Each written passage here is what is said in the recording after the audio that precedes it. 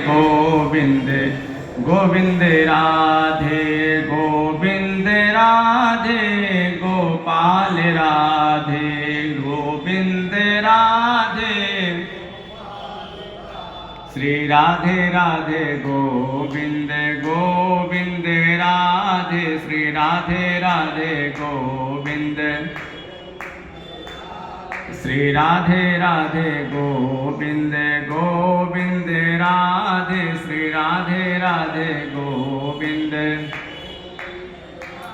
बोलो गोविंद भगवान की जय जय श्री राधे श्याम निताय गौर राधे श्याम हरे कृष्णा हरे राम निताय गौर राधे श्याम हरे कृष्णा हरे राम निताय गौर राधे श्याम हरे कृष्णा हरे राम निताय गौर हरि बोल। श्रीमद्भागवत महापुराण की श्री जगत गुरु पीपाद्वाराचार्य महाराज की सतगुरुदेव भगवान की जय जय श्री राधे श्याम। परम मंगल भगवान की अहित की अनुकंपा से ही सौभाग्य का प्राप्त हुआ है। ये कार्तिक मास में भगवान की इसको दामोदर मास भी कहते हैं। इसमें भगवान की अनंत लीलाओं का वर्णन भगवान ने अनेक प्रकार की लीला की है। श्री सुखधाम आश्रम परिषद में जगतगुरु श्री बलराम देवाचार्य महाराज की परम सानिध्य में हम सबको ये सौभाग्य प्राप्ति हुई है। आज हम सभी लोग भागवत के अंदर श्री ध्रुव जी महाराज का चरित्र श्रवण करेंगे। ध्रुव माने अटल निश्चित परम भगवान के अनन्य भक्त हैं श्री ध्रुव जी महाराज, जिन्होंने 5 वर्ष में ही आज भगवान की आराधना करके गोविंद को प्राप्त किया। क्योंकि सर्वश्रेष्ठ ही भक्ति है। गोविंद को भक्ति जितना प्रिय है उतना दूसरा कोई साधन है नहीं। यज्ञ जप तप अनुष्ठान जितने भी साधन आप करेंगे तो कभी भी कहीं जाकर के कितने कल्प लग जाएं तब कहीं कृपा प्राप्त होगी। लेकिन भक्ति ऐसी चीज है इसी जन्म में इसी शरीर में भी प्राप्ति हो सकती है। गोविंद भक्ति के कारण जितने रिझते हैं उतने दूसरे साधन से भगवान प्रसन्न नहीं होते।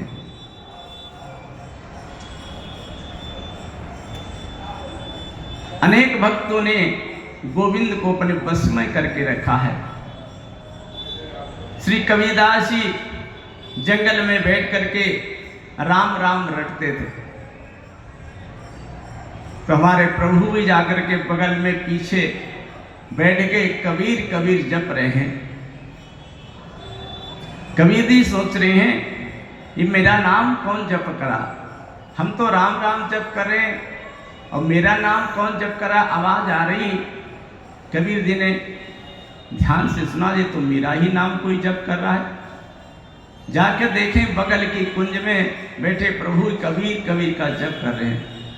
चरणों में गिरे, हे प्रभु आप ऐसा काम क्यों कर रहे हैं, हम तो आपके अनन्य भक्त हैं और आपका नाम जप करते हैं, हमारा कर्तव्य है। प्रभु आप जगत के पति होकर भी मेरा नाम ले रहे हैं। भगवान ने कहा देखो कबीर, जो हमारे अनन्य भक्त होते हैं मेरा नाम जप करते हैं तो हमारा भी तो फर्ज है अपने भक्त का नाम लेना। एक दूसरे के पूरक हैं। भक्त प्रभु का नाम जप करते हैं, हमारे प्रभु अपने भक्त का नाम जप करते हैं। भक्ति के कारण ही आज भगवान अनंत कोटि ब्राह्मण ब्रज में जन्म लेकर आए हैं। आज जसोदा मैया के आगे ब्रजवासियों के आगे छम छम करके नाचते हैं। गोपी कहते कन्हैया एक ठुमका लगा, ताजो सो माखन निकाल से लाई तो खवाऊंगी। शेष महेश गणेश दिनेश हूँ जाहि निरंतर धामे। और ताई वृंदावन में ताई अहिर की छुहरिया छछिया पर छाछ पे नाच नचावे। कन्हैया एक ठुमका लगा दे, ताजों से माँ का निकाल लाएंगी, छाछ पिलाऊंगी। तो जगत के पति आज ठुमका लगाते हैं गोपियों के एक इशारे पर। प्रेम के कारण भगवान जितने रिझते हैं, इतना दूसरा कोई साधन हो नहीं सकता। श्री ध्रुव जी महाराज ने भगवान की अनन्य भक्ति करके, यदि पूर्व जन्म में एक ब्राह्मण के यहाँ इनका जन्म हुआ था, जंगल में भगवान की आराधना कर रहे थे, तपस्या कर रहे थे। इनको भगवान की प्राप्ति करने के लिए केवल 5 महीने जाकर के शेष रह गए थे। भगवान की आराधना की तपस्या पूरी होने वाली थी। उसी समय देखते जंगल में एक राजकुमार आए, अपने राजकुमार साथियों के सहित वहां नृत्य हो रहा है, गान हो रहा है, अप्सराएं नृत्य कर रही हैं, राजकुमार कुर्सी पर बैठे हैं। ध्रुव जी महाराज की दृष्टि पड़ी, भजन कर रहे थे, ये आवाज कहां से आ रही है, नृत्य गान हो रहा है। देखा, अरे ओहो, एक ये भी राजा हैं, राजकुमार। एक हम देखो जंगल में तपस्या कर रहे हैं, कहीं यदि हम भी राजकुमार होते तो आज हम भी ये आनंद लेते। भगवान का नाम भक्त वत्सल, राधे राधे। भगवान का नाम है भक्त वत्सल। क्यों पड़ा भक्त वत्सल? जैसे गाय माता, गौ माता अपने बच्चे को जब जन्म देती है, जन्म देने के बाद बच्चा गंदा होता है, ऊपर से गंदगी होती, तो गौ माता क्या करती, अपने बच्चे को अपनी जीभ से चाट चाट करके बच्चे को शुद्ध कर देती। अपने जीभ से स्वयं गंदगी को साफ कर देती गौ माता, बच्चे को शुद्ध कर देती। और दूसरा भैंस भी होती, बच्चे देती। भैंस बच्चा देने के बाद में मुंह घुमा के बाहर खड़ी हो जाएगी, बच्चे तरफ देखेगी नहीं, लेकिन देखेगी जरूर, लेकिन भैंस अपनी जीभ से बच्चे को चाट करके साफ नहीं करती। स्वयं जो पालक है पशु का, उसको साफ करना पड़ता, लेकिन गौ माता अपने बच्चे को स्वयं अपनी जीभ से चाट चाट करके शुद्ध कर देती। उसके शरीर पे जितना मैल लगा होता, गंदगी, अपनी जिह्वा से चाटती। कोई कहे अपने जिह्वा से मल चाटो, कोई चाट सकेगा? तो भगवान का नाम इसलिए पड़ा भक्त वत्सल। उसी प्रकार जैसे गौ माता अपने बच्चे को शुद्ध कर देती है, उसी प्रकार भगवान भी अपने भक्त को शुद्ध कर लेते हैं। श्री ध्रुव जी महाराज के मन में विचार आया कि हम भी यदि राजकुमार होते तो हम भी जाकर के इस प्रकार राज उपयोग करते, गद्दी पे बैठते, अप्सराएं नृत्य करते, राजा का सुख भोगते। अब जो तपस्या कर रहे थे, भगवान को प्राप्त करने का समय आ गया, उसी समय दृश्य सामने उपस्थित हो गया, तो भजन में बाधा पड़ी। ध्रुव जी महाराज का शरीर शांत हुआ, तब जाकर के दूसरे जन्म में जाकर के यहाँ उत्तानपाद के जाकर इनके यहाँ जन्म लेते हैं। उत्तानपाद राजा परम पवित्र की 2 रानी थी, सुनीति और सुरुचि। 2 रानी थी, दोनों से एक एक पुत्र की प्राप्ति हुई। सुनीति से ध्रुव जी महाराज हुए और सुरुचि से उत्तम जी। सुनीति अपनी नीति के अनुसार, जो नीति के अनुसार चलता, उसका फल क्या होता? ध्रुव होता है, निश्चित होता है। अरुचि अपनी रुचि के साथ जो चलता है, पुत्र तो होता है उत्तम, लेकिन वो स्थायी नहीं रहता है। ध्रुव आज भी तारा के रूप में चमक रहे हैं और दर्शन दे रहे हैं। श्री ध्रुव जी महाराज उत्तानपाद राजा एक दिन अपनी गद्दी पे बैठे हुए थे। उत्तम जी आए, गोद में बैठे। ध्रुव जी भी महाराज पहुंचे हैं। आज पिताजी की गद्दी पे बैठने का मन हुआ, बड़े भाई बैठे मैं भी गद्दी बैठूं। लेकिन राजा ने तो प्रयास किया, ध्रुव जी महाराज को गद्दी पे अपनी गोदी में बैठाने के लिए छोटी रानी से मना कर दिया, नहीं बेटा इस गद्दी पे आप बैठ नहीं सकते। बोले क्यों? यदि आपको इस गद्दी पे बैठना है तो आपको एक काम करना पड़ेगा। क्या? आप जंगल में जाकर भगवान से आराधना करो।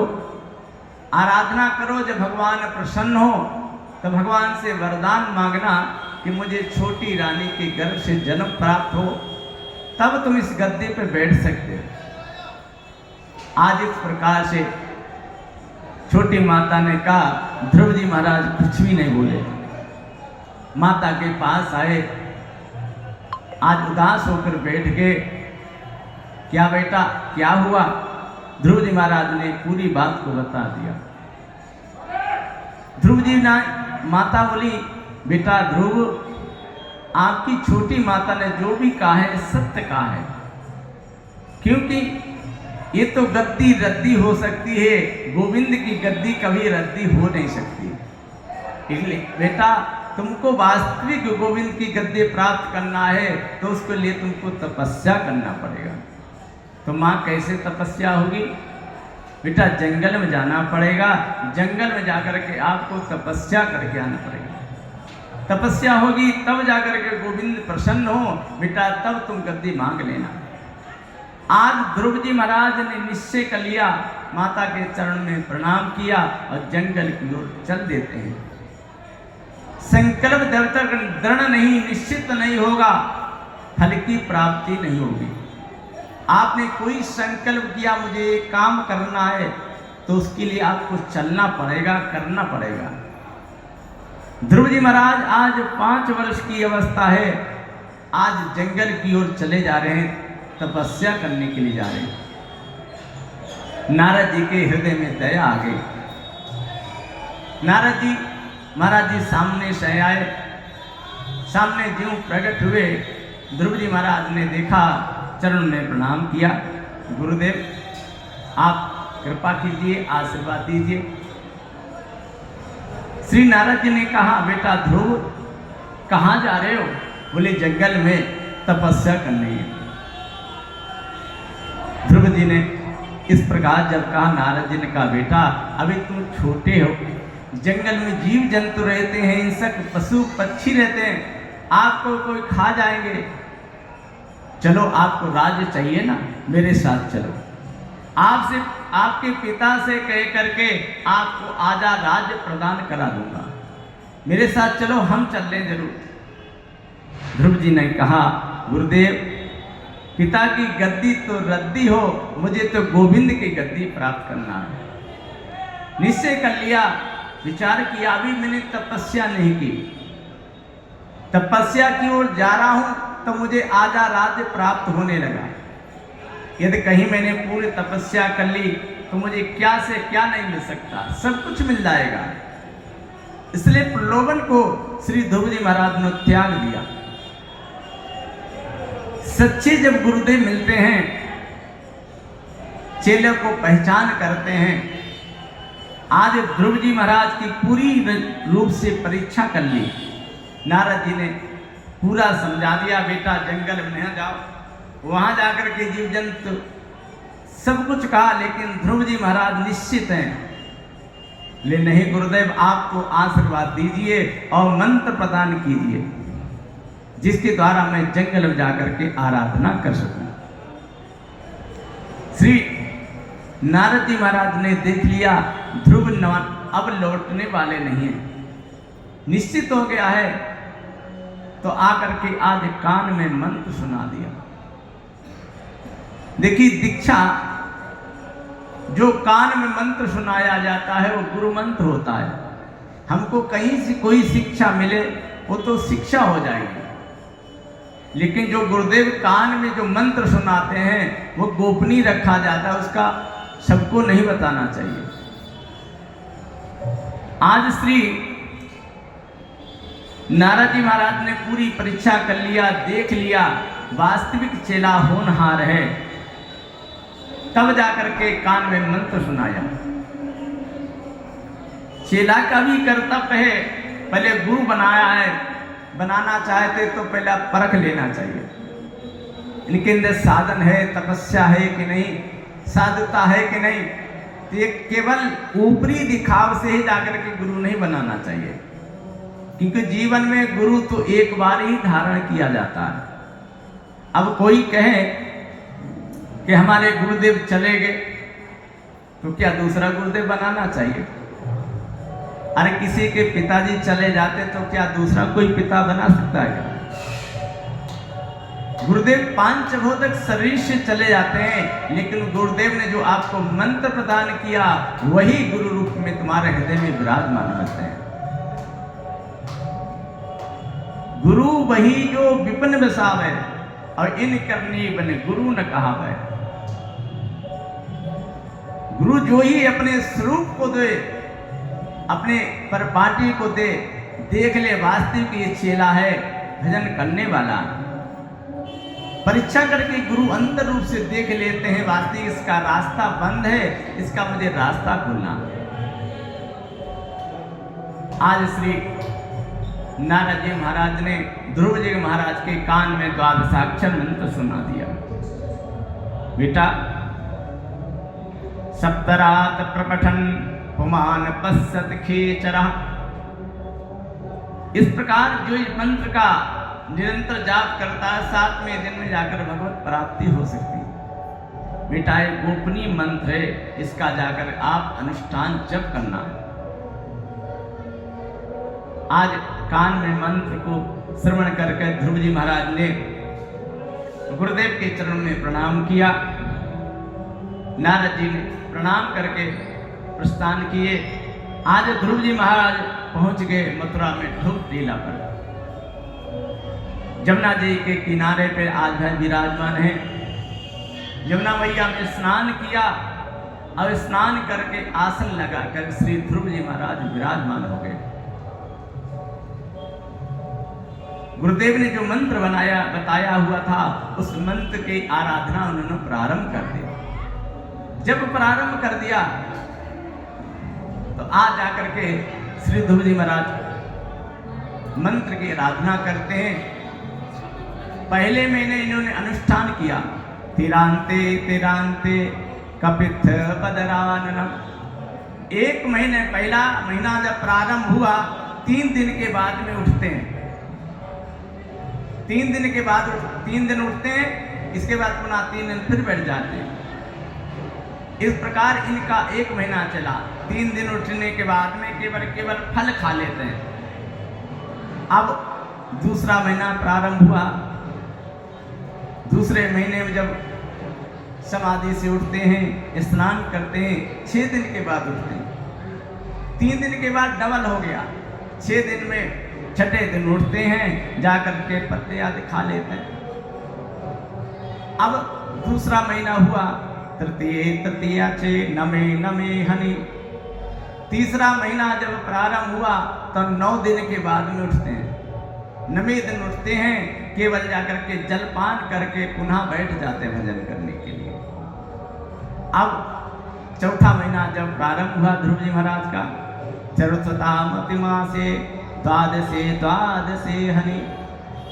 चौथे महीने में 12 दिन के बाद में उठते हैं। 12वें दिन जाकर के पाई को पी करके पुनः बैठ जाते हैं। इस प्रकार ध्रुव जी महाराज की आराधना प्रारंभ हुई।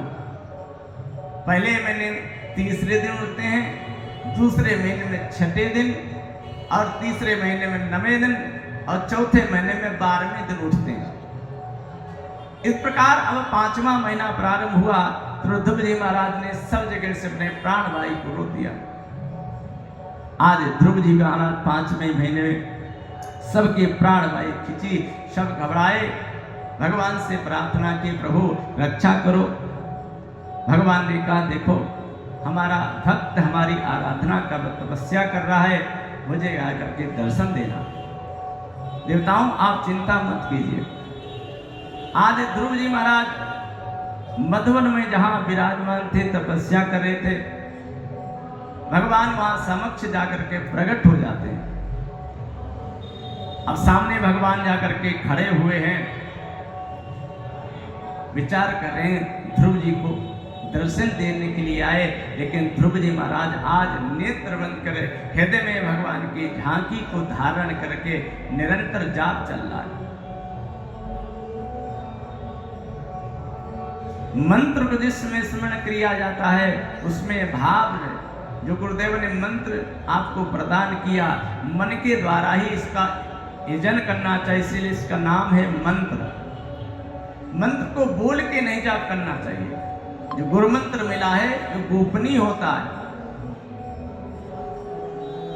हरि नाम कीर्तन तो भगवान आप कितनी जोर भी कर सकते हो, दूसरे को सुनाई दे कोई बात नहीं, लेकिन जो गुरु मंत्र है वो गोपनीय होता है, वो तेज से उसका जप नहीं होना चाहिए, हृदय में ही जप करना चाहिए।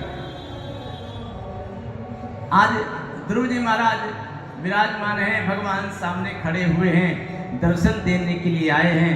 आज ध्रुव जी में नेत्र नहीं खोल रहे, नेत्र बंद किए, समाधि लगी है और भगवान सामने प्रत्यक्ष खड़े हुए हैं। बेटा ध्रुव नेत्र खोलो। आज ध्रुव जी बार बार आवाज किए, लेकिन फिर भी ध्रुव जी महाराज के नेत्र नहीं खुले। भगवान ने किया हृदय में जो झांकी, जिस झांकी को श्री ध्रुव जी महाराज हृदय में धारण करके रखे थे, भगवान के दर्शन करने से भगवान ने उसी छवि को हृदय से जाकर के निकाल लिया, खींच लिया। छवि हृदय से अंतर ध्यान हुई, तुरंत जाकर के नेत्र खोल गए, घबरा गए, अरे छवि कहाँ गई जो हृदय में धारण करके रखी थी, दर्शन कर रहे थे।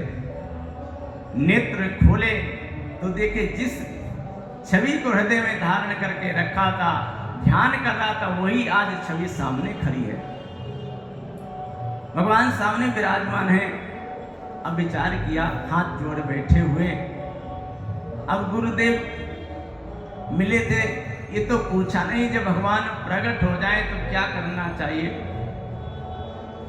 अब इनकी स्तुति कैसे करें, क्योंकि हम पढ़े लिखे तो हैं नहीं। भगवान तो अपने भक्त की महिमा को, हृदय की बात को सब जान लेते हैं।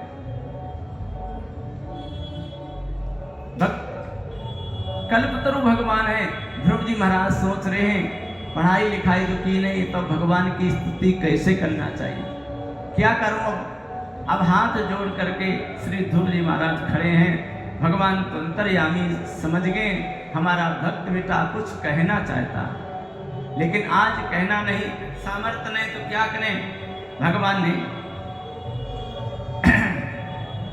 अंतर्यामी प्रभु ने अपना शंख कृपयायम कपूले परस्परम बाल कृपयायाम कपूले, भगवान ने अपना चक्र को, शंख को श्री ध्रुव जी महाराज के कपोल पर स्पर्श करा दिया। भगवान को स्पर्श करते ही श्री ध्रुव जी महाराज की जो सोई हुई शक्ति है, विद्या जाकर के जागृत हो जाती है। आज श्री ध्रुव जी महाराज ने चरण में प्रणाम किया, भगवान की 12 श्लोकों में स्तुति की। योन्ता प्रविश्य मां वाचमिमां प्रसूक्तं संदेव भक्तिखिल शक्तिधरा स्वधाम्ना अन्यास्तहस्तचरण श्रवणं त्वगादि प्राणान्नमो भगवते पुरुषाय तुभ्यं, प्राणान्नमो भगवते पुरुषाय तुभ्यं। हे प्रभु, आप ही जगत के प्राणों के प्राणपति हैं, ये आपके चरणों में प्रणाम है। बार बार कोट को हम प्रणाम करते हैं। आरती में भी हम लोग कहते हैं तुम हो मेरे प्राणपति। हे प्रभु, आप ही सबके प्राण के पति हो। योन्ता प्रविश्य मां, हे प्रभु, आपने हमारे हृदय में प्रविष्ट होकर के हमारी सोई हुई विद्या को आपने जागृत कर दिया। ये आपकी अनंत कृपा है। जहां भी आपका प्रकाश पहुंच जाता है, उसके अंदर इतना भी घनघोर प्रभु आपका जहाँ प्रकाश पहुँचता है ना, वहीं पर भगवान की भक्ति प्रकट हो जाती है। हे प्रभु, आपने हमारे हृदय में अपना प्रकाश प्रकट करके हमारी सोई हुई विद्या को जाकर के जागृत कर दिया कि भगवान ही मूकम करोति वाचालम। भगवान की जिस पर कृपा हो जाती है, ना बोलने वाला भी बोल सकता। मूकम करोति वाचालम पंगुम लंघते। भगवान की कृपा जिस पर हो जाती है, आ जाकर लगड़ा भी जाकर के चल सकता, पहाड़ को जाकर के लांघ सकता है। यदि कृपा तमहम बंदे परमानंदम माधवम। जिस पर भगवान की कृपा हो जाती है, वही से क्या सकता है। जगत पर ही आज सामने खड़े हैं। आज ध्रुव जी ने जाकर के स्तुति की, प्रभु आपने अनंत आपकी कृपा है, आपने हमारे हृदय में शक्ति को जागृत किया है। प्रभु आपकी कृपा से ही इस जगत का प्रचार हुआ है। ब्रह्मा जी को ज्ञान किसने दिया? प्रभु आपने ही प्रदान किया। प्रसुप्त जैसे हम लोग सो जाते हैं, सोने पर हमारी जो ज्ञान शक्ति है स्थिर हो जाती है। जो हम जगते हैं, पुनः हमारा ज्ञान प्रकट हो जाता है, हम अपने अपने संसार कामों में लग जाते हैं। उसी प्रकार हे प्रभु, आपने ब्रह्मा जी को ये ज्ञान को प्रदान किया। ब्रह्मा जी को ही आप ज्ञान प्रदान करने वाले हैं, सारे संसार को चलाने वाले तो प्रभु आप ही हैं। प्रभु भगवान ने कहा, बेटा ध्रुव, ये तुम्हारी कोई इच्छा है ना, तो वरदान मांग लो। आखिर तुम क्या चाहते हो?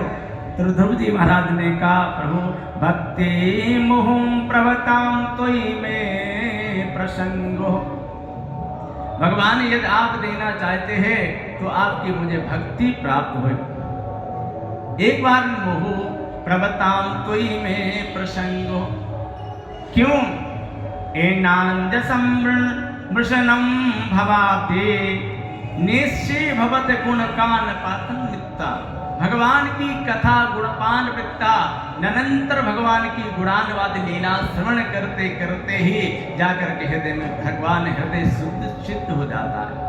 हृदय जब शुद्ध हो जाता है, तब जाकर के भगवान हृदय में आकर के विराजमान हो जाते हैं। इसलिए प्रभु यदि आप देना चाहते हो तो अपनी मुझे भक्ति ही प्रदान करें।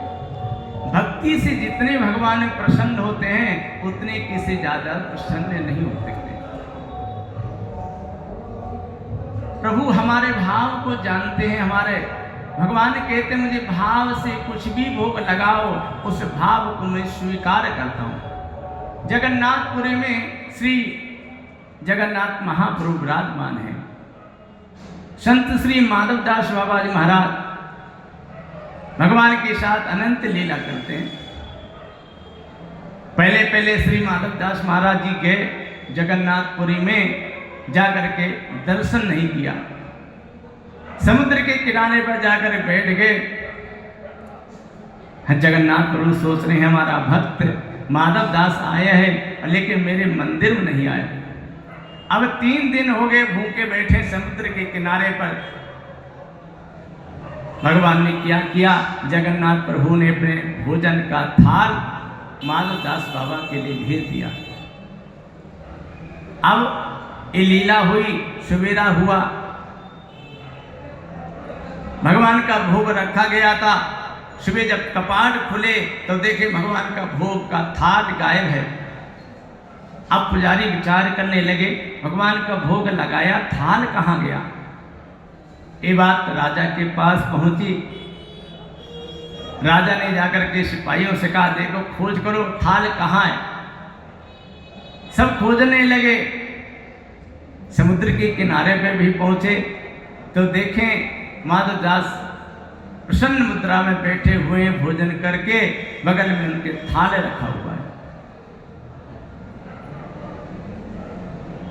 सैनिक पकड़ के ले आए। इधर भगवान ने, जगन्नाथ प्रभु ने राजा को जाकर के स्वप्न दिया, राजा चिंता मत करो, मेरा भोग का थाल मेरा भक्त अनंत 3 दिन से भूखा हुआ था, इसलिए प्रसाद मैंने उनके लिए भिजवा दिया। आज श्री माधवदास बाबा महाराज आए, राजा ने चरणों में गिर गए, क्षमा याचना की, हे प्रभु आप हमारे जगन्नाथ के महाप्रभु हैं। आपके लिए भगवान ने अपना थाल प्रसाद आपके लिए भेजा है। चरण में गिर के जाकर के बल्लेहार होने ले, प्रभु जय हो आपके चरणों में। तो भगवान तो अपने भक्तों के जाकर आधीन रहते हैं। भक्त जहां बुलाता है भगवान वहीं पहुंच जाते हैं। हमारे वृंदावन की लीला है। श्री लाला बाबू जी, इनका मंदिर रंग जी मंदिर के पास में है। रंग जी का जो मंदिर है उसके बगल में लाला बाबू का मंदिर है। बहुत बड़े जमींदार घर के बेटे थे। माता पिता के केवल एक ही संतान थी। अब माता पिता को यही चिंता है, राजकुमार है, घर में बहुत संपत्ति थी, बेटा जब बड़ा हो, शादी विवाह हो, बहू आए। अब लाला जी का नाम, बच्चे के का नाम राजा के पुत्र थे, इसलिए लोग उनको बाबूजी कहने लगे, लाला बाबू। एक दिन लाला बाबू राजपाल में पल्ले थे। भगवान की कृपा इन पर एक दिन ऐसी हुई, इन्होंने संतों का संग प्राप्त किया। संतों के संग से धीरे धीरे इनका मन जाकर के परिवर्तित होने लगा। अब माता पिता सोच रहे हैं कि बेटा मेरा राजकुमार एक है, इस संतों के साथ में रह करके भक्ति करेगा तो हमारा राज कौन संभालेगा।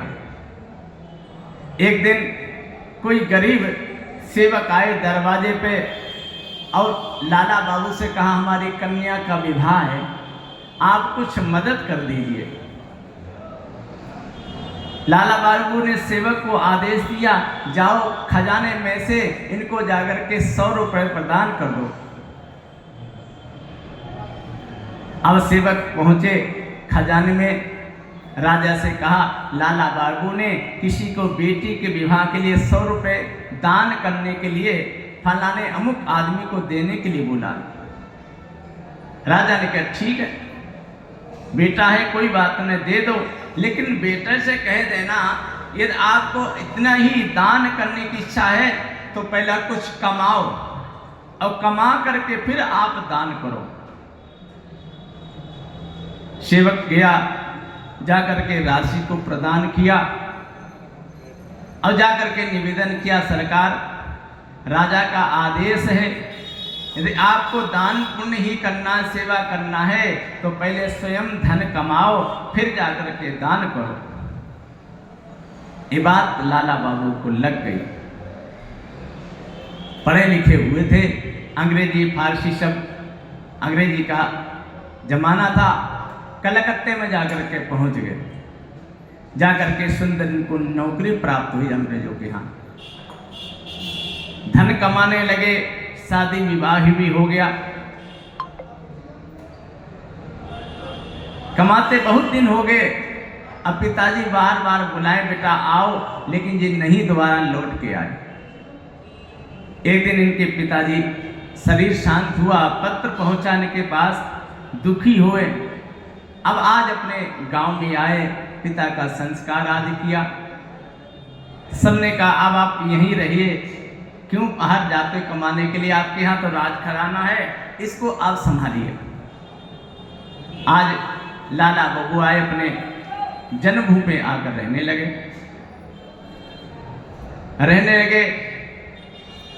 एक दिन नदी में स्नान करने के लिए गए हुए थे। स्नान करने गए, वहां नदी के किनारे बैठे बैठे देख रहे थे लोग नाव से बैठ के पार हो रहे हैं। एक नाविक ने कहा, बेटा बाबा तू यहाँ क्यों बैठा है? हे राजन, जाओ एक किनारे हो जाओ। इतना शब्द सुना तो उनके मन में आ गया कि संसार को त्याग करके भगवान की भक्ति करना चाहिए, माने भगवत धाम भगवान की आश्रय हो जाना चाहिए। तुरंत आए घर से, बेटा भी हो गया था, बेटे पत्नी से सब कुछ, पूरी संपत्ति छोड़कर मैं वृंदावन जा रहा हूं। सारी संपत्ति को छोड़कर वृंदावन में आ गए। उसमें तो वृंदावन पूरा जंगल ही था। वृंदावन में रहने लगे। अब एक दिन विचार किया, वृंदावन की स्थिति देख करके कुछ सेवा करना चाहिए, लेकिन मेरे पास तो कुछ है नहीं, हम फकीर बन के आए हैं। फिर विचार किया मेरे पास तो बहुत धन है ना, हम अपना जो हिस्सा है उसको लेके लाऊं और वहां ठाकुर जी की सेवा करें। पुनः अपने राज्य में गए बंगाल, पत्नी पुत्र से कहा हमारा जो हिस्सा हो मुझे आधा हिस्सा मेरा प्रदान कर दो। तो बंटवारा हुआ, उसमें इनको 25 लाख रुपए प्राप्त हुए। 1918 की बात है। 25 लाख रुपए लेकर आए वृंदावन में। जो मंदिर आज टूटे थे उनकी सेवा उन्होंने प्रारंभ की। अब विचार किया ठाकुर जी के लिए एक मंदिर बनवाऊं। तो लाला बाबू ने मंदिर का निर्माण किया, उसमें ठाकुर जी को विग्रह विराजमान किया। उसमें बहुत बड़े विग्रह हैं, आज भी राधा चंद्रमा जी विराजमान है। ठाकुर जी की प्रतिष्ठा आज बड़े विधि विधान से इन्होंने कराई। अब विचार किया ठाकुर जी की सेवा कैसे चले, उसी के लिए कुछ व्यवस्था करें। कुछ जमीन ऐसी खरीद दी, उससे जो आय आएगी उसी के द्वारा ठाकुर जी की सेवा चलेगी। ठाकुर जी की व्यवस्था हो गई, प्राण प्रतिष्ठा हो गई, सेवा प्रारंभ हो गया। मन में एक दिन विचार आया, रोज ठाकुर जी के दर्शन करने जाते थे गोविंद देव जी के। एक दिन विचार आया ये तो ठाकुर स्वयं प्रकट हुए हैं और हमने मंदिर में जो ठाकुर जी बैठाए तो मूर्ति बैठाई, उनकी प्राण प्रतिष्ठा की। वृंदावन के स्वयं ठाकुर प्रकट हुए सपना देकर, जैसे गोविंद देव जी, दामोदर जी, गोपीनाथ जी, गोविंद देव जी, श्री बिहारी जी, राधा वल्लभ जी, ये स्वयं प्रकट हुए हैं। ठाकुर जी स्वयं प्रकट ठाकुर आए और हमारे तो मूर्ति हैं बैठा, इनको प्राण प्रतिष्ठा मैंने कराया। तो लग रहा मेरे ठाकुर जी में वो शक्ति है कि नहीं, परीक्षा करना चाहिए। तो पुजारी से कहा आप क्या करें, भोग लेके जा रहे? बोले हाँ। एक माखन का टिक्की लाओ और ठाकुर के मस्तक पर रखो, परीक्षा करना है ठाकुर जी में प्राण है कि नहीं। पुजारी ने ऐसा किया, भोग का थाल मंदिर में गया, माखन की टिक्की बना करके ठाकुर के मस्तक पर जाकर रखी। मस्तक में मक्खन जाकर रखा, धीरे थोड़ी देर बाद जाकर देखा मक्खन पिघल पिघल के जाकर के बहने लगा। हाथ लगा के देखा सर पे, तो देखो वहां पर गर्मी ने गर्म हो रहा पूरा माथा। तन को लगा वास्तविक ठाकुर जी में प्राण है, क्योंकि भगवान शरीर पे मस्तक पर मैंने मक्खन रखा, उसके प्रभाव से, गर्मी के प्रभाव से मक्खन पिघल कर नीचे गिर गया। तो लग रहा ठाकुर जी प्राण है। अब एक दिन, कुछ दिन बीतने के बाद इनके मन में फिर विचार आया कि दोबारा ठाकुर जी की परीक्षा करके देखें इनमें प्राण है कि नहीं। तो एक दिन आए, थोड़ी सी रुई लगा कर ठाकुर जी के नाक में लगा दिया। नाक में रुई लगाई, लगा करके खड़े हो गए तो देखें रुई हिलने लगी। जैसे सांस लेते हैं, सांस ले रहे हैं तो रुई हिल रही है। अब तो इनको निश्चित हो गया है कि ठाकुर जी में प्राण है। चरणों में गिर गए, हे ठाकुर जी मुझे क्षमा करो। अब ठाकुर जी की परीक्षा हो गई, पूरा वैराग से रहते थे, भिक्षा करें वृंदावन में और आकर के भजन करें। ठाकुर जी एक दिन प्रसन्न हो गए, कहा लाला बाबू आपने मंदिर बना दिया, हमारी प्रतिष्ठा करा दी, हमारी एक इच्छा है, क्या अब आप जाकर के भजन करो। ठाकुर जी ने आदेश दिया आप गिरिराज में जाकर के भजन करो। अब लाला बाबू जाकर के भजन करने लगे। ठाकुर जी पुनः वहां जाकर के प्रकट हुए, बोले आपके प्रेम के कारण हम आपको दर्शन तो देते हैं, लेकिन अभी तक आप में एक कमी है। क्या? आपने अभी तक गुरु धारण नहीं किया, गुरु नहीं बनाया है, जिसके कारण तुम्हारी भक्ति अधूरी है। तो लाला बाबू ने ठाकुर जी से कहा, प्रभु आप ही मेरे गुरु बन जाओ। ठाकुर जी ने कहा, हम थोड़ी गुरु बनेंगे, हम तो आपको रास्ता बता रहे हैं। आपने मेरी सेवा की, मंदिर बनाया, सब कुछ त्याग कर मेरे लिए आए, राज खजाना त्याग दिया, मेरे धाम में आए, मंदिर बनवाया, सेवा किया है, भाव से मेरा भजन कर रहे हो। इसके प्रभाव से मैं आपसे बहुत प्रसन्न हूँ और आपको दर्शन देता हूँ। अभी मैं विग्रह रूप से आपसे बात कर रहा हूँ, विग्रह से बात कर रहा हूँ। जिस दिन गुरुदेव की कृपा हो जाएगा, उस दिन साक्षात तुम्हारे सामने में प्रकट होकर आपसे बात करूँगा। लेकिन जब तक आप गुरु नहीं धारण करेंगे, तब तक साक्षात रूप में लीला की स्फूर्ति आपको प्राप्त नहीं होगी। लाला बाबू ने कहा, ठाकुर प्रभु क्या करना चाहिए? भगवान ने कहा, देखो आपको गुरु बनाना है, हम आप उपाय बता देते हैं। किसको बनाना? बोले हाँ हम बता सकते हैं। बोले गोवर्धन में चकलेश्वर पे मानसी गंगा के पीछे श्री सिद्ध कृष्णदास बाबा जी रहते हैं, उनसे जाकर के आप दीक्षा ग्रहण करो। आज लाला बाबू जाकर के सिद्ध जगदीश श्री सिद्ध बाबा के पास में पहुंच गए, चरण में प्रणाम किया। गुरुदेव मुझे अपनाओ, अंगीकार करो, मुझे दीक्षा प्रदान करो। सिद्ध बाबा ने कहा, देखो अभी लाला बाबू, अभी तुम्हारा समय हुआ नहीं दीक्षा का, आप जाकर के भजन करो, अभी आपका समय नहीं दीक्षा देने का। अब लाला बाबू तो बड़े व्याकुल हो गए। जिस दिन तुम्हारा समय हो जाएगा, उस दिन आपको मेरे पास नहीं आना पड़ेगा, मैं स्वयं तुम्हारे पास चल के जाऊंगा। अब बड़े दुखी हुए, गोवर्धन को छोड़ पुनः वृंदावन आ गए। अब ठाकुर जी के मंदिर में रहते कि केवल एक बार भिक्षा करके लाते थे, 22-23 घंटा भजन करते थे, लेकिन आज तक गुरु धारण नहीं किया। अब गुरुदेव ने कह दिया, तुम्हारा अभी समय नहीं आया। कुछ कसाय अंदर राजसी राजा के पुत्र हो ना, तो थोड़ा बहुत कहीं ना कहीं अभिमान राजसी का है, जब तक वो खत्म नहीं होगा तब तक हम आपको नहीं अपनाएंगे। एक दिन लाला बाबूजी के मन में विचार आया कि मैं रोज संध्या के समय भिक्षा लेने जाता हूँ, मातुकुरी करके आता हूँ और उसका पाकर की भजन करता हूँ।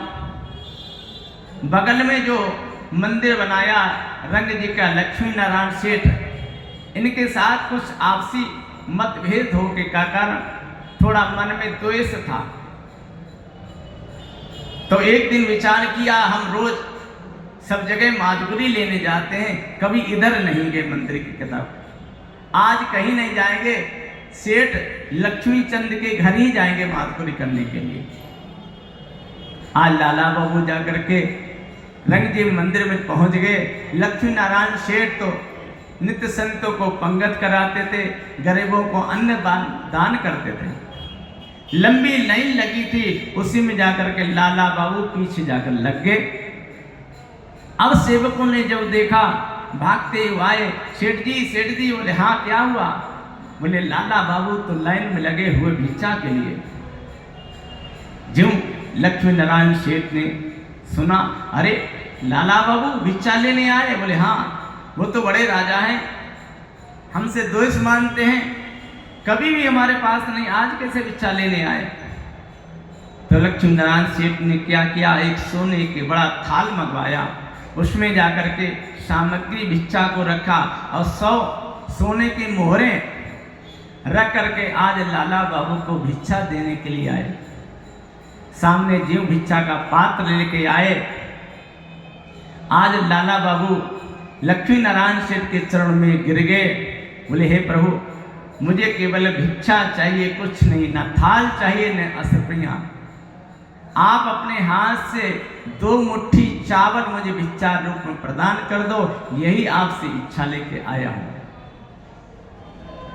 इस प्रकार लाला बाबू ने जब कहा, लक्ष्मी नारायण सेठ ने थाल में से 2 मुट्ठी जाकर के चावल प्रदान किया भिक्षा के रूप में। आज चरण में गिर गए, हृदय से लगा लिया। आज लक्ष्मी नारायण सेठ ने मन में कहीं द्वेष भावना थी, थोड़ा कुछ द्वेष के कारण भक्ति पर पूर्ण नहीं रोते। आज ज्यों हृदय से लगाया है, भिक्षा लेकर के ज्यों आ रहे थे तो देखे सामने से गुरुदेव आ रहे हैं।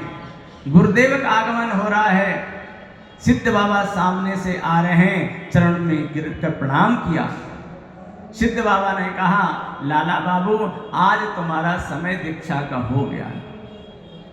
अभी तक तुम्हारे हृदय में कोई वासना थी, उनके साथ द्वेष भावना हुआ था, इसके कारण भक्ति में रुकावट थी, भजन में बाधा थी। भजन में बाधा, हृदय में कोई न कोई अटकन होगी, उसके द्वारा भक्ति में जरूर रुकावट होगी।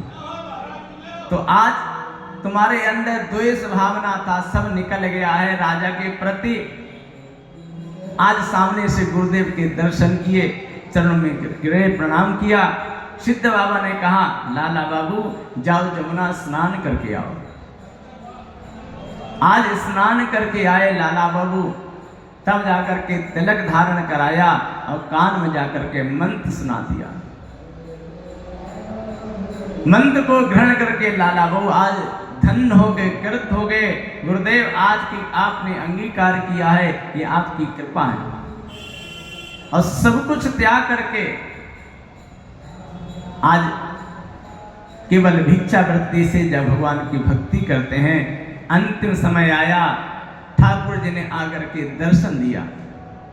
तो कहने का मन में कहीं भी थोड़ा सी भी कोई वासना रह जाती है तो ठाकुर जाकर के दूर हो जाते हैं। भक्ति सुतो तो तरुणों वृत्ता, भक्ति महारानी ये देखती हृदय शुद्ध है कि नहीं। यदि हृदय में कोई वासना है तो जाकर के भक्ति जहाँ स्थापित नहीं है तो गोविंद नहीं आते। भवन तो सुंदर है, देखने में अच्छा लग रहा है, अंदर कचरा भरा हुआ है। तो जब तक कचरा नहीं दूर होगा, भवन साफ नहीं सुंदर नहीं होगा, तब तक अच्छा थोड़ी लगेगा। भवन अच्छा होगा, सुंदर होगा, तब जाकर के गोविंद विराजमान होते हैं। बुरा देखने जो मैं चला, मुझसे बुरा न कोई, जो दिल खोजा आपने, मुझसा बुरा न कोई।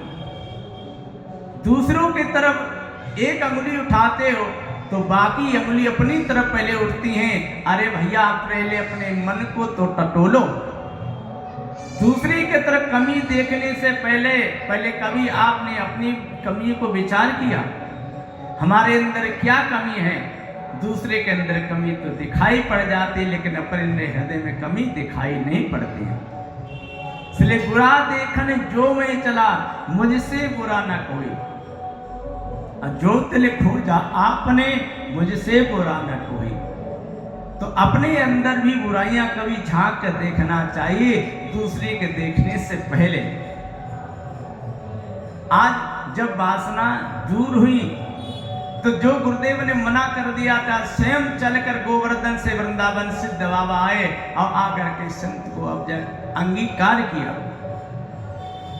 तो हृदय जब शुद्ध हो जाता है, भक्ति लायक हो जाता है, तो गोविंद अपने आप अपने भक्तों को अंगीकार करते हैं, छोड़ नहीं सकते। तो उस लायक अपने शरीर को मन को बनाना पड़ेगा। जैसे किसान खेत में बीज डालने से पहले क्या करा, खेत को जोतता है, सुंदर करता है, जोत पोत करके साफ करता है, कचरा होता है, गड्ढे हो तो उसको स्टार करते हैं, उसमें पानी लगाते हैं, खाद लगाते हैं, शुद्ध करके जोत का तैयार करता, तब कहीं जाकर के बीज डालता है तो बीज अंकुरित हो जाता है। अब बिना जोते जाकर के जंगल में बीज फेंक दे तो क्या बीज उगेगा, हो सकता उग भी सकता है, यदि ऊसर भूमि होगे तो थोड़ी उगेगा। तो हृदय जब शुद्ध होगा वहां जाकर भगवान की भक्ति जरूर प्रकट हो। इसलिए भक्ति मुहुम प्रवताम तोई में प्रसन्न हो, भगवान की भक्ति मुझे प्रदान करो। और भगवान की भक्ति प्राप्त होगी तो संतों का दर्शन प्राप्त होता रहे। संत के दर्शन मात्र से जीव के कृत जितने पाप नष्ट हो जाते हैं और संत के दर्शन से भक्ति हृदय में स्थापित हो जाती है। हे प्रभु, क्यों आपने ब्रह्मा को ज्ञान उपदेश करके ये सारे जगत को आप ही प्रकट करने वाले हैं। इसलिए प्रभु मैं आपके चरण में बार बार प्रार्थना करते हैं, आप देना चाहते तो अपनी भक्ति प्रदान करो। भगवान ने बार बार फूका, बेटा ध्रुव और कुछ मांग लो। बोले कुछ नहीं चाहिए, केवल आपकी भक्ति चाहिए। जैसे छोटा बच्चा होता है, सामने कुछ नहीं मांगता है, लेकिन जब तक उसके जेब में 10 का नोट नहीं रखते तब तक संतुष्टि नहीं होती। बेटा कुछ इच्छा मांग लो, बोले कुछ नहीं चाहिए। तो भगवान ने कहा, बेटा ध्रुव यदि आप नहीं मांगे तो हमारी प्रसन्नता के लिए हम आपको राज्य प्रदान कर रहे, जाओ 36,000 वर्ष तक ये तो पृथ्वी का आप राज भोग करके हमारे धाम को पधारेंगे। 36,000 वर्ष का भगवान ने राज प्रदान कर दिया। आज राज भगवान वरदान दे करके अंतर ध्यान हुए। ध्रुव जी सोचने लगे, अरे ये भगवान ने मुझे क्या प्रदान कर दे, मैं तो राज नहीं चाह रहा था, लेकिन भगवान फिर भी जबरदस्ती मुझे, ठीक भगवान की चाहे। आज भगवान से वरदान प्राप्त करके ध्रुव जी महाराज ज्यों आते हैं अपनी राज की ओर। राजा को पता लगा, राजा आज ध्रुव जी महाराज का स्वागत करने के लिए हाथी घोड़े बैंड बाजे के साथ आते हैं। स्वागत किया ध्रुव जी महाराज को। ध्रुव जी महाराज ने पिता के चरण में प्रणाम किया और पहले जाकर के छोटी माता के चरण में प्रणाम किया। क्यों? जिस माँ ने कहा था जंगल में जाकर के भजन करो बेटा, गोविंद प्राप्त हो, तो गोविंद से वरदान मांगना, मुझे छोटी माँ के गर्भ से जन्म हो, तब इस गद्दी पे आप बैठ सकोगे। तो रास्ता दिखाने वाले तो मेरी छोटी माँ ही हैं। आज ध्रुव जी महाराज ने पहले जाकर छोटी माँ के चरण में प्रणाम किया, तब अपनी माता के चरण में प्रणाम किया। आज ध्रुव जी महाराज अपने राज्य में आए। तानपाद ने कहा, बेटा अब आप इस गद्दी पे बैठो, ये राज आज से तुमको संभालना है, मैं तो जंगल में जाकर के भजन करूंगा। आज ध्रुव जी महाराज गद्दी पे विराजमान हुए और 36,000 वर्ष तक इस पृथ्वी का राज भोग करने के बाद में आज समय आया ध्रुव जी महाराज का जाने के लिए। आकाश से विमान आया, विमान आए, भगवान के पार्षद ने कहा, ध्रुव जी महाराज आप चलिए भगवत धाम, आपका अब समय पूरा हो गया। ध्रुव जी महाराज आज विमान में चढ़ने के लिए आए, तो विमान ऊंचा था, अब विमान में चढ़े कैसे? उसी समय देखे मृत्यु देवता उपस्थित हो गए। मृत्यु देवता सामने प्रकट हो गए, हाथ जोड़ करके खड़े हो गए, प्रभु हे ध्रुव जी आपको विमान में चढ़ना, बोले हाँ, तो आप एक काम करो, पहले मेरे पर कृपा करो। हम नीचे विमान के नीचे बैठ जाते हैं, आप मेरे मस्तक पर अपना चरण कमल रख करके इस विमान में चढ़ जाइए। आज स्वयं मृत्यु देवता विमान के नीचे बैठ गए, दोनों हाथ जोड़ करके। ध्रुव जी महाराज ने मृत्यु देवता के सर पर पैर रख करके और विमान में चढ़ गए। श्री सुखदेव कहते, राजा परीक्षित देखा, मृत्यु देवता काल देवता हैं जिसको सब डराते हैं, आज स्वयं मूर्तमान स्वयं प्रकट होके आए और हाथ जोड़कर खड़े हो करके मृत्यु देवता के सर पर ध्रुव जी महाराज पैर रखकर आज विमान में चढ़े हैं। तो इतना बल है भक्ति में, जिस मृत्यु को देख के सब घबराते हैं, कोई नहीं चाहता मैं मर जाऊं, कोई मरना नहीं चाहता है।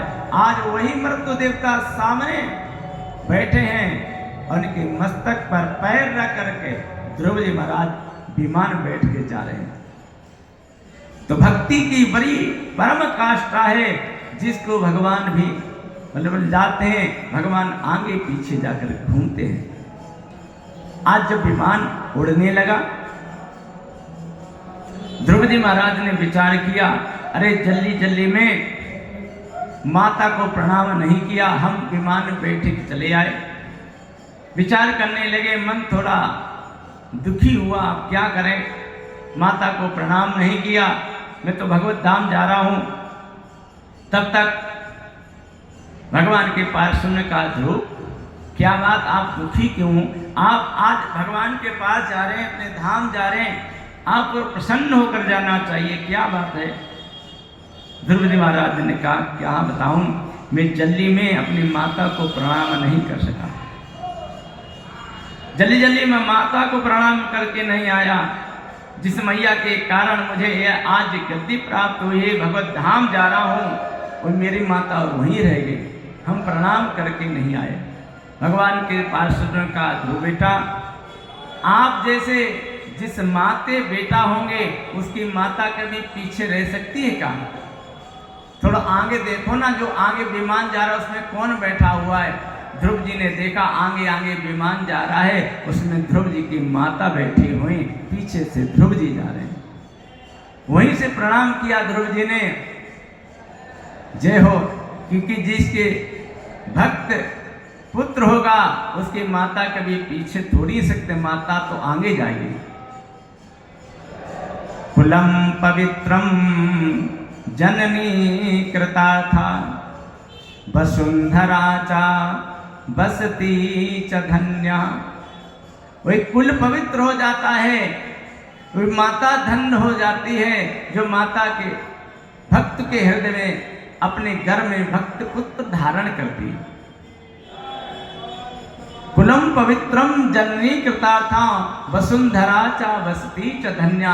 वही जन्मभूमि पृथ्वी धन्य हो जाती है भगवान को जन्म देने वाली। ऐसा कुल भी, एक कुल में कोई भगवान का भक्त उत्पन्न हो जाता है ना, तो माता धन्य हो जाती। बेटा ध्रुव, आप तो भगवान के अनंत भक्त हो, आपकी माता पीछे कभी रह सकती क्या? आज ध्रुव जी महाराज के चरण में, मैया के चरण में प्रणाम करके गदगद हो जाते हैं। जय हो माता। आज भी ध्रुव जी महाराज अटल के रूप में विराजमान हैं, ध्रुव चंद्रमा के रूप में जाकर के दर्शन देते हैं।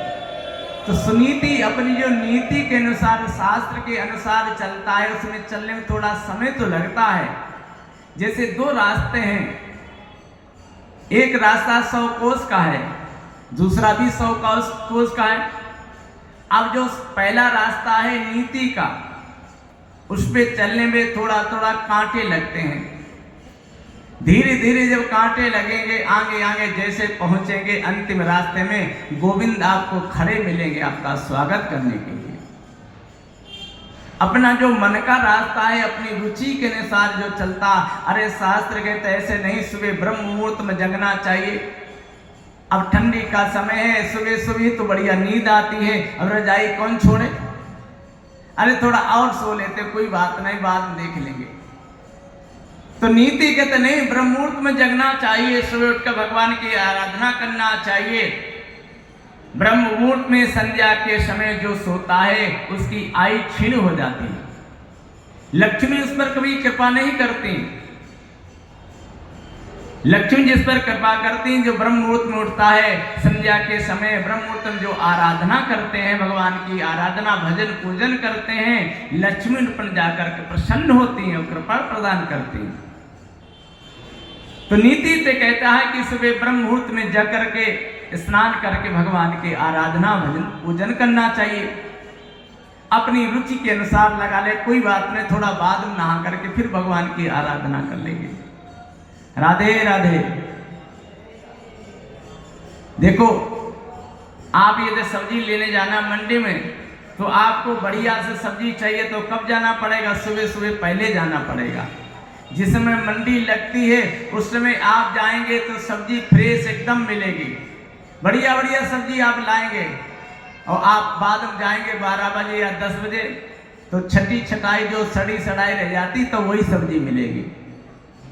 फ्रेश आपको सब्जी चाहिए तो पहले जिस समय मंडी लगती उसी समय आपको जाना पड़ेगा, तब जाकर के आपको बढ़िया से सब्जी मिलेगा। और बाद में जाएंगे तो फिर तो छठी छटाई जो रह जाती वही आपको गली हुई वही सब्जी मिलेगी।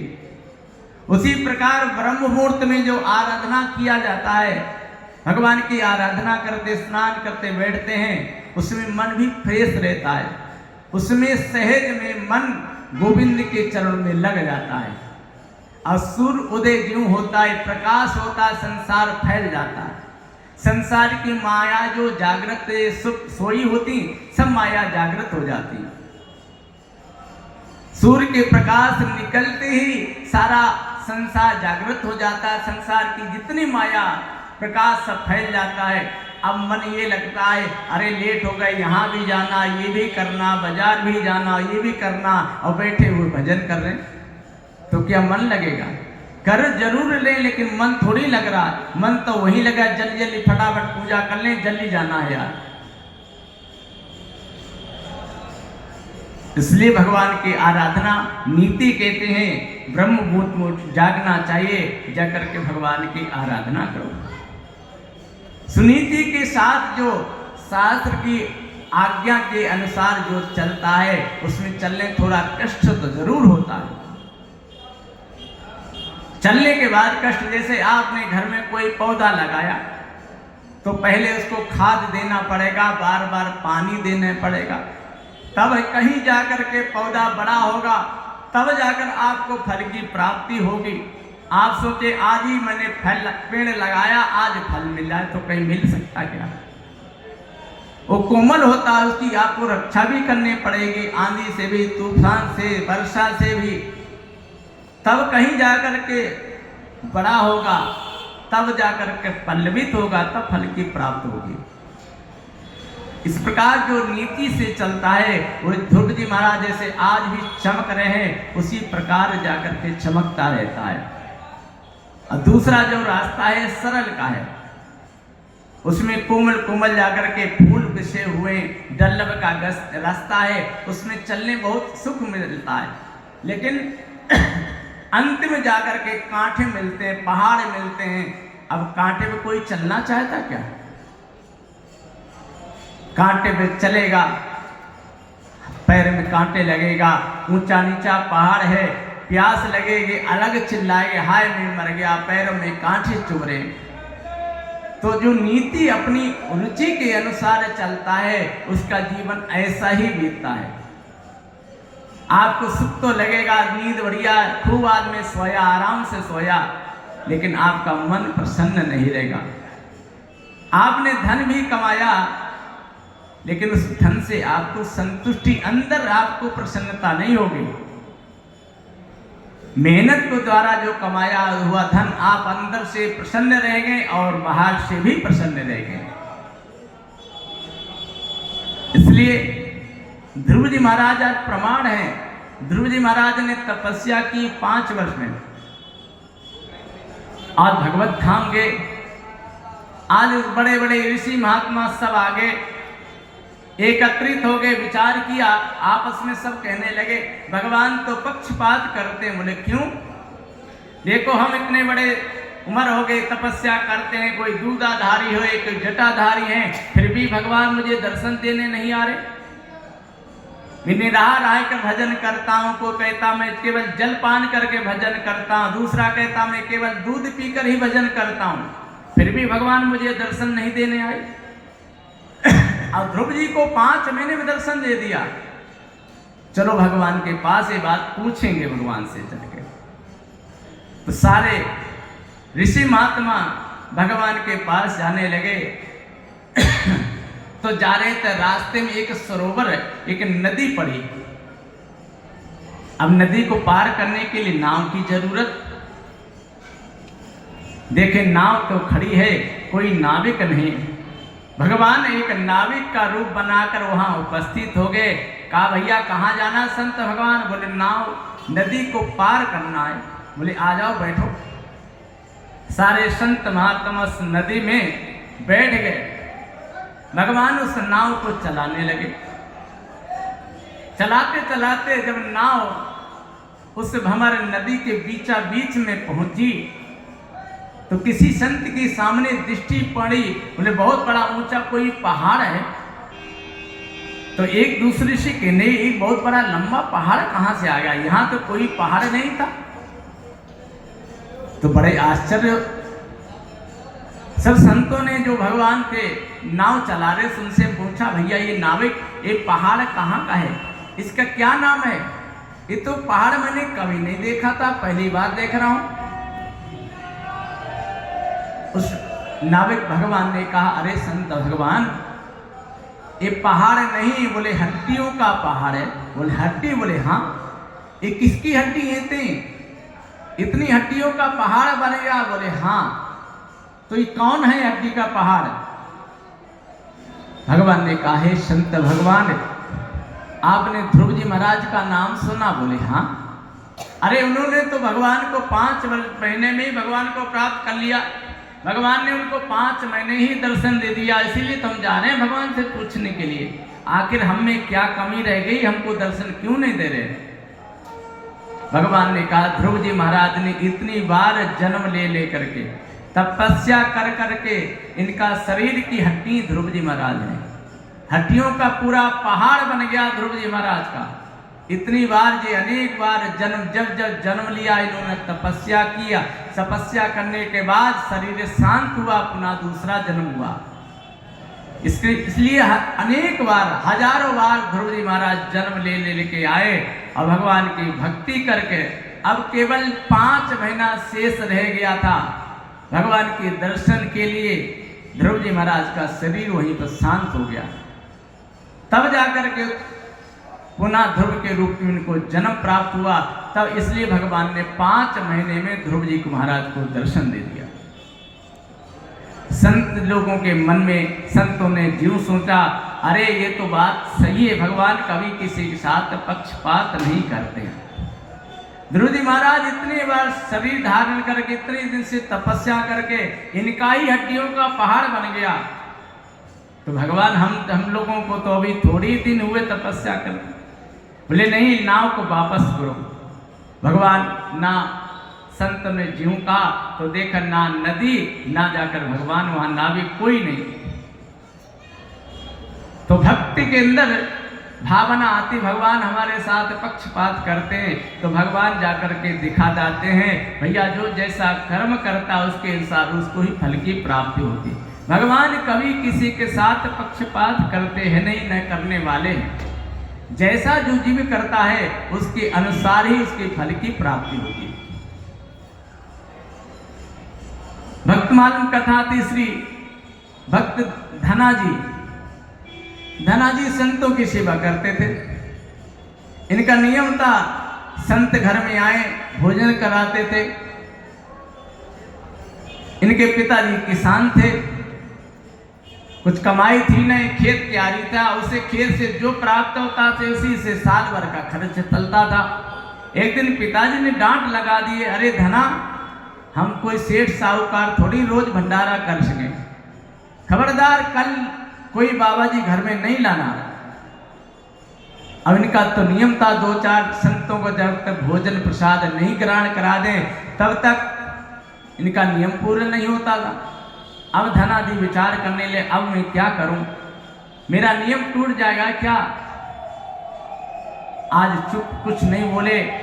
दूसरे दिन इनके पिता ने इनको गेहूं दिए, बेटा धना जाओ खेत में बो के आओ। आज धना जी महाराज बैलगाड़ी पर गेहूं को रख करके खेत की ओर जा रहे थे बोने के लिए।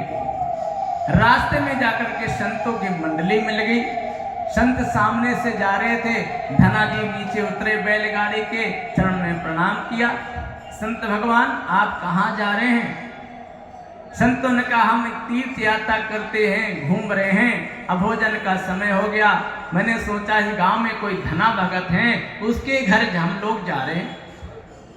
धना जी ने कहा सरकार संत भगवान इस दास का नाम ही धना है, अब धनाजी ने विचार किया कि संत बाबाओं को लेकर कहीं मैं घर में गया तो पिताजी जरूर डांट लगाएंगे। तो कहा महाराज आपको भोजन प्रसाद ही चाहिए? बोले ठीक है, मेरे साथ चलो, आपको घर नहीं जाना, हम आपकी पूरी व्यवस्था कर देते हैं। संतों लोग को लेकर के जंगल में पहुंच गए। खेत के किनारे बगल में एक नदी थी। बोले महाराज जी आप इसमें स्नान करो और भजन पूजन करो, हम आपकी भंडारे की व्यवस्था कर देते हैं। संत तो नदी में स्नान आदि करने लगे, नियम में लगे। इधर धनाजी ने क्या किया, बैलगाड़ी में जो गेहूं दिए थे पिताजी ने बोने के लिए रखे हुए थे, उन गेहूं को लेकर बाजार में लेकर पहुंच गए। बाजार में जाकर के गेहूं को बेच दिया, भंडारे के सामग्री को ले लिया, लेकर चले आए और संतों को प्रदान कर दी। जंगल में आज मंगल होने लगा, सारी व्यवस्था कर दी, सब राशन सामान लेके आए और संतों के सुंदर भोजन पकवान बनने लगे। जंगल में जाकर के पकवान बनाए, भंडारा तैयार हो गया। संतों ने ठाकुर जी को भोग अर्पण किया, प्रसाद पाया और प्रसाद पाने का भोग लगाकर खूब भगवान कीर्तन किया। धनाजी ने भी जाकर के संतों के साथ कीर्तन किया। बाद में प्रसाद पाकर संत अपने स्थान के लिए चले गए। धनाजी ने चरण में प्रणाम किया, संतों को विदा किया। अब याद आया कि पिताजी ने मुझे तो गेहूं दिए हुए थे खेत में बोने के लिए, इन गेहूं को मैंने बेच करके भंडारा में लगा दिया, पिताजी को क्या जवाब दूंगा, अब खेत में क्या बोएं। तो धनाजी महाराज पहुंच गए नदी के किनारे, कपड़े की अपनी झोली बनाई और झोली में नदी के रेत को भर लिया। अब खेत को जाकर के जोत कर अब पूरे खेत में नदी के रेत को बिखेर दिया। सीताराम सीताराम सीताराम सीताराम सीताराम कहते हुए पूरे खेत में नदी के रेत को बिखेर दिया। बगल वाले भी किसान सोच रहे हैं, बीज फेंक रहे हैं, बीज फेंक के बोया जाता है। सीताराम सीताराम कहते पूरे खेत में धनाजी ने नदी के रेत को बिखेर दिया। अब खेत जोत के आए, घर में आए, पिताजी ने पूछा बेटा धना खेत बो गया? बोले हाँ। कुछ नहीं बताया, भोजन किया और सो गए। ज्यों सवेरा हुआ दूसरे दिन गांव वाले खेत में घूमने के लिए गए तो देखें रात भर में चमत्कार हुआ। खेत में हरी भरी फसल खड़ी है, हरी भरी फसल खड़ी है। अब तो हल्ला मच गया, अरे कल ही इन्होंने खेत में बीज बोए थे और रात भर ऐसे चमत्कार हो गया, खेत में हरी भरी फसल खड़ी है।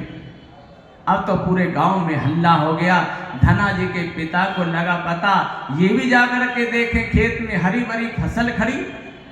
अरे कल ही तो धना खेत बो के गया है और रात भर में फसल कैसे खड़ी हो जाएगी? ये तो बड़ा चमत्कार हो गया। धना के जब पास से आए, बेटा धना सही बताओ, इतना बड़ा चमत्कार कोई तूने सिद्धि प्राप्त कर सकी क्या? तुम्हें कोई सिद्धि है क्या? बोले गुरुदेव पिताजी कोई सिद्धि नहीं है। तो आखिर बेटा ये चमत्कार हुआ कैसा, ये राज मुझे तो बतला। तो धनाजी ने कहा पिताजी आपने जो मुझे संतों की सेवा से रोका था और मेरा था नियम था, जब तक संत सेवा नहीं कर लूँगा मुझे प्रसन्नता नहीं होगी, मेरा तो नियम था। अब नियम कैसे करता पिताजी? आपने मुझे जो गेहूं दिए हुए थे बोने के लिए खेत में, मैंने संतों के मुख में बो दिया। मतलब बेटा? धनाजी ने कहा पिताजी आपने बीज खेत में बोने के लिए दिए थे, हम खेत में बीज बोने के लिए जा रहे, संत सामने से संतों की मंडली आ गई और संतों ने कहा मुझे भोजन चाहिए। और पिताजी यदि भोजन चाहिए बाबाओं को घर में लेके आते तो आप जरूर नाराज होते। अब मैंने क्या किया पिताजी, उन गेहूं को बाजार में बेच करके भंडारे की सामग्री को लाए और संतों को भोजन करा दिया, वहाँ भंडारा करा दिया और भंडारा कराकर संतों को विदा किया। पिताजी नदी के रेख को पूरे खेत में सीताराम कहकर मैंने बिखेर दिया, बीज नहीं बोए, नदी के रेख को बिखेरा। इतना बड़ा चमत्कार। आज तो धना जी के पिता कहने लगे, बेटा धना जी, आज ये लग रहा है कि मैं तेरे चरणों में प्रणाम करूं बेटा, धन्य हो गया ऐसा पुत्र प्राप्त करके। मैंने आज देख लिया तोरी निष्ठा है, तुम्हारी इतनी बड़ी निष्ठा बेटा, आज से जाओ, हम आपसे कुछ भी नहीं करेंगे, आपकी जो इच्छा हो आप वही करो। तो धना जी का नियम हो गया, जब तक संत सेवा नहीं कर लेते थे इनका नियम पूरा नहीं होता था। तो संतों को भोजन कराया, तो भोजन की बड़ी महिमा है। संत ब्राह्मण को जो भोजन कराता है, भगवान से जाकर अधिक जाकर तृप्त होते हैं, उनकी जिह्वा पर बैठकर रसग्राही बनते हैं, तो भगवान प्रसन्न हो जाते हैं। भज में कहते हैं ना अपने यहाँ, भज मन माल पुआ और खीर, जिनसे सुमरन से मिटे पेट की पीर। भज मन माल पुआ और खीर। जब माल पुआ संत पाते हैं, इनकी जिह्वा पर तृप्त हो जाता है, जैसे बहुत स्वाद आया है, तृप्त हो जाते हैं, मैं धन्य हो जाता हूँ। इसलिए संतों की जिह्वा पर बैठकर उस रसग्राही को मैं ग्रहण करके अपने को धन्य प्राप्त करता हूँ। संत सेवा सर्वोपरि है। आज ध्रुव जी महाराज भक्ति के प्रभाव से आज भी दर्शन देते हैं, तो भक्ति की बड़ी महिमा है। जिसके हृदय में भक्ति है, त्रैलोक के पति उसी के पीछे पीछे भक्ते हैं। अब उनके चरण पादुका। भीष्म पितामह ने प्रतिज्ञा कर दी कि कल के युद्ध में मैं 5 पांडवों का वध कर दूंगा। आज प्रतिज्ञा कर दी, भीष्म पितामह की प्रतिज्ञा कोई टाल सकता है? 5 पांडवों कोई चिंता नहीं, आराम से निद्रा में रात में सो रहे हैं। हमारे द्वारकाधीश एक एक पास जा रहे हैं, दादा आप सो रहे? बोले हाँ। अरे रात का समय, द्वारकाधीश सोए नहीं तो क्या गए, सोए युद्ध करना है। भीमसेन के पास गए, अर्जुन के पास गए, अरे दादा सोने दो, सुबह फिर युद्ध करना है। हमारे प्रभु को चिंता, भक्त को चिंता नहीं है। आज द्वारकाधीश 5 पांडवों के पास गए, देखो 5 पांडव आराम से सो रहे हैं, भरोसा है भगवान पर। हमें चिंता नहीं उन्हें की, उन्हें चिंता हमारी है। हमारे रक्षक सुदर्शन चक्रधारी है। 5 पांडव आज भीष्म पितामह की प्रतिज्ञा से घबराने निश्चिंत होकर सो रहे हैं। हमारे त्रैलोक के पति को चिंता हो रही है, हमारे भक्ति की कैसे रक्षा होगी। आज द्रौपदी के पास पहुंच गए, बहन चलो मेरे साथ में रात में। कहाँ भैया? बोले चलो मेरे साथ में। आपने सुना नहीं काका की प्रतिज्ञा का? आज रात के समय द्वारकाधीश द्रौपदी को लेकर जा रहे हैं। चरण की पादुका जब आवाज करने लगी, बोले बहन इनको उतारो। हमारे कन्हैया ने अपने कोख में चरण पादुका दबा ली। आज पहुंच गए भीष्म पितामह के शिविर के सामने। कहा बहन जाओ, काका जी बैठे हुए आशीर्वाद देने के लिए। दुर्योधन की पत्नी को बुलाया हुआ था, उससे पहले तुम पहुंच जाओ और जाकर के प्रणाम करना। काका जी प्रणाम। आज हमारे त्रिलोकपति बाहर खड़े हैं। द्रौपदी अंदर शिविर में गई। भीष्म पितामह नेत्र बंद करते हुए बैठे हुए थे भजन में। जाकर के द्रौपदी ने प्रणाम किया। पितामह काका जी प्रणाम। भीष्म पितामह ने कहा देख बेटी, अखंड सौभाग्यवती भव, अखंड सौभाग्यवती भव। द्रौपदी ने काका जी थोड़ा नेत्र खोल कर देखो तो सही, ये कौन, किसको आप आशीर्वाद दे रहे हैं? नेत्र खोल कर देखा जी हूँ, कांप गए। अरे द्रौपदी तुम यहाँ कैसे आई हो? तुमको लाने वाला वही द्वारकाधीश हो सकता। कहाँ है? भगवान शिविर के बाहर खड़े हुए थे। कोख में चरण पादुका दबी है। भीष्म पितामह आज रोने लगे। द्वारकाधीश धन्य हो, जिसको आप रक्षक हैं उसका कभी विनाश हो सकता है क्या? मैंने आशीर्वाद दे दिया, मेरा आशीर्वाद निष्फल नहीं होगा। तो हे प्रभु मुझे चिंता नहीं उनकी, उन्हें चिंता हमारी है। हमारे रक्षक तो सुदर्शन चक्रधारी हैं। भगवान के जो भरोसे पे हो जाते हैं। आज द्वारकाधीश ने जाकर के इस प्रकार पांडवों की रक्षा की। पांडवों को चिंता नहीं थी। तो भगवान के भरोसे बनकर देखो तो सही, तो भगवान तुम्हारे पीछे जाकर तुम्हारे पीछे पीछे घूमेंगे, सारी व्यवस्था करेंगे। भक्ति सुतो तो तरुणौ गृहीत्वा प्रेमैक रूपा सहिसा विरासी, श्री कृष्ण गोविंद हरे मुरारे नाथेति नामान मुहुर्वदन्ति। बोलो भक्ति महारानी की, ध्रुव जी महाराज की। इसलिए ध्रुव जी महाराज आज भी भक्ति के करान अटल हैं, इनका नाम भी लिया जाता है। इससे भगवान की भक्ति सर्वोपरि है। भगवान तो रिझते हैं तो भक्ति से ज़्यादा प्रसन्न होते हैं। जल्दी प्रसन्न होने वाला कोई साधन है तो केवल भक्ति, दूसरा साधन से कोई त्रुटि हो सकती है, लेकिन भक्ति में कोई कमी भी हो जाती है ना। छोटा सा बच्चा है, आंगन में घुटनों चलता है, गिर जाता तो मैया एक गलत काम करता तो मैया थप्पड़ भी मार देती, एक चपत भी लगा देती। बालक रोता तो मैया उठाकर हृदय से लगा लेती। उसी प्रकार मुझसे कोई गलती भी हो जाएगी तो भगवान जाकर सुधार भी देंगे और हृदय से लगा देंगे। बोलो भक्त महारानी की, आज के आनंद की। जय जय श्री राधे श्याम। भक्त महारानी की, श्री ध्रुव जी महाराज की, श्री वृंदावन धाम की, श्री जगत गुरु श्री पिपाजी महाराज की, श्री बलराम दास वेदवा महाचार्य की। जय जय श्री राधे श्याम। गोविंद जय जय गोपाल, जय जय गोविंद जय जय गोविंद, जय जय गोपाल, जय जय गोविंद जय जय। जय राधा रमण हरे गोविंद, जय जय राधा, जय गोविंद जय जय गोपाल, जय जय गोविंद, जय गोविंद जय जय गोपाल, जय जय गोविंद जय जय गोविंद, जय जय गोपाल, जय जय गोविंद जय जय।